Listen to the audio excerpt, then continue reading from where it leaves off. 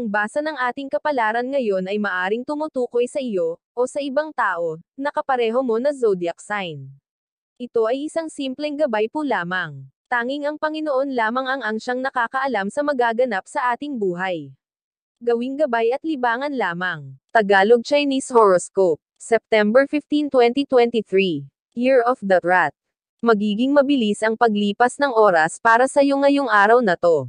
Kaya naman hindi mo halos ito mamamalayan. Magtataka ka dahil kahit wala kang ginagawa o pinagkakaabalahan sa ngayon ay hindi ka makakaramdam ng inip. Maswerteng numero, 0.14, 16, 18, 20. Year of the Ox. Wala kang magiging problema sa mga kasama mo sa bahay ngayon.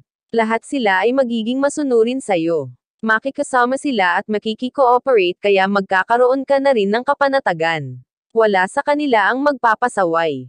Maswerteng numero, 0.6, 8, 19, 24. Year of the Tiger.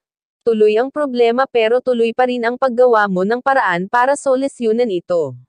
Walang sukuan. Hindi ikaw yung tipo ng tao na nagpapadaig sa mga pagsubok. Dito mo maipapakita sa kanila ang iyong pagmamahal. Maswerteng numero, 12, 19, 20, 22. Year of the Rabbit. Wala silang ibang maaasahan kundi ikaw. Kaya naman sa ayaw at sa gusto mo ay gagawin mo ang iyong parte sa inyong pamilya. Makakaya mo ang inaakala mong hindi mo kayang gawin. Alang-alang sa buong pamilya. Maswerteng numero, 40, 45, 51, 52. Year of the Dragon. Sa kabila ng iyong takot at pangamba ay gagawin mo pa rin ang tungkuling sinumpaan mo sa bayan. Ang pag-aagam-agam ay walang puwang sa mga panahon ngayon. Dasal at pag-iingat ang magiging sandata mo. Maswerteng numero, 9, 10, 13, 30. Year of the Snake.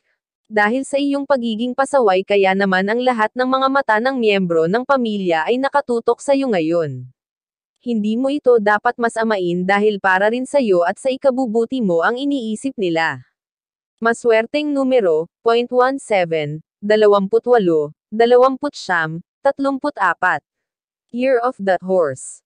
Sa kabila ng pagsusumikap mo na makatulong sa ibang tao ay meron pa rin na hindi maa-appreciate ang ginagawa mo. Ilan sa kanila ang makakakita pa rin ng butas para sirain ang maganda mong intensyon at diskarte. Maswerteng numero, 0.31, 35, 39, 40. Year of the Sheep.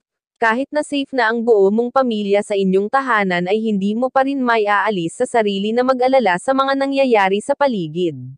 Ang hindi magagandang kaganapan ay patuloy na babagabag sa iyo hanggang sa pagtulog. Maswerteng numero, 0.10, 11, 12, 15. Year of the Monkey. Sa wakas ay darating na rin ngayon ang isang miyembro ng pamilya na pinakahihintay nyo. Dahil sa kanyang pagdating kaya naman bawat isa sa inyo ay magkakaroon na ng kapanatag kahit papano dahil kumpleto na kayo. Maswerteng numero, 50, 54, 60, 68. Year of the Rooster.